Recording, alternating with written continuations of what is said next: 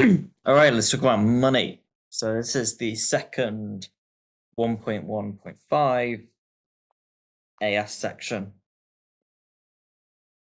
How does money even come about? What's the utility of money? Well, it solves the problem of bartering, because bartering, where I have sheep and you have chickens and I want chickens and you want sheep, so we go, let's do swapsies.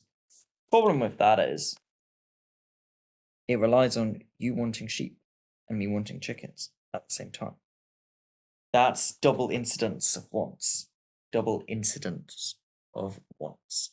That we both happen to want the thing that the other person has. But obviously in the modern economy, it rarely works like that, right? Like you pay your plumber and then he goes out and goes on holiday to Spain.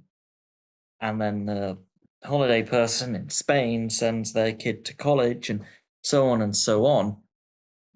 It's not like we're doing in a small community where things are being traded within each other, but it allows people to cash in on what they truly want because they're trading money for it. And we can do all sorts of work providing value to other people. We're providing something that they are willing to pay for.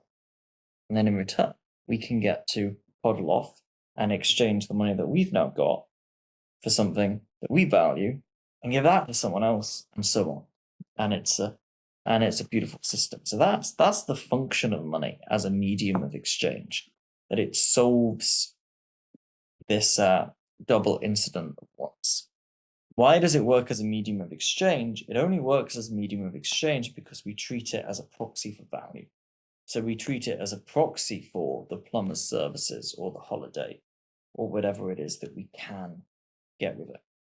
The other great thing about money, if we're in a reasonably okay economic situation, is price stability. So if prices are staying roughly the same, then we can take that money, we can go away, and we can keep it for a bit. And it will still have roughly the same value.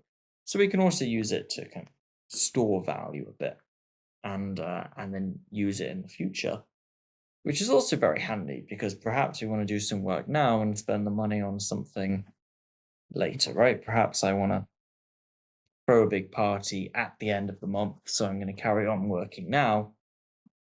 I don't necessarily want to do a huge long-term investment, but I still want to store value for a bit of time. And money's useful for all of these things.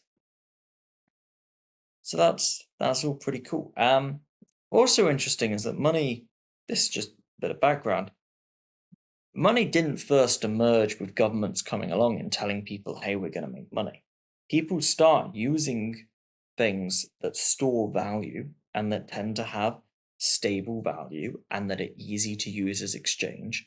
People start using that as money thousands of years ago. They start using things like little items of gold or silver, which are very easy to carry around, very easy to exchange, have a roughly stable value. People start using these things and can be stored for a bit of time or even for a long time.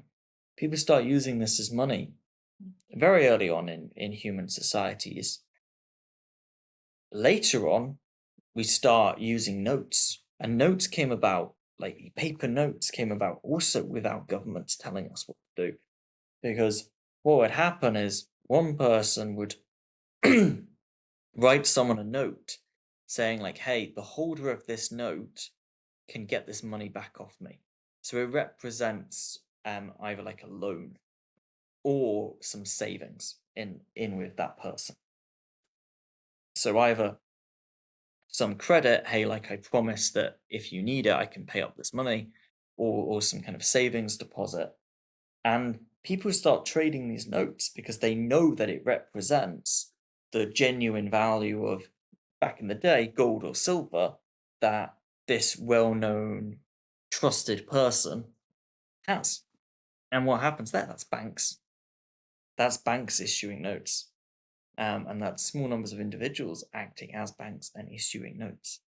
So this stuff, the money and its usefulness, it's so useful that it comes about. It doesn't relatively naturally. It doesn't actually need government to come about and make it happen. Now, governments regulate it, and some people say, hey, it's really important that governments regulate it.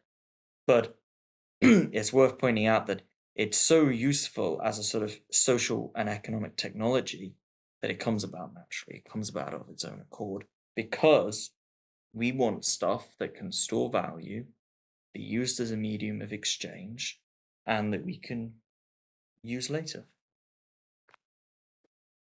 That's the benefit of money.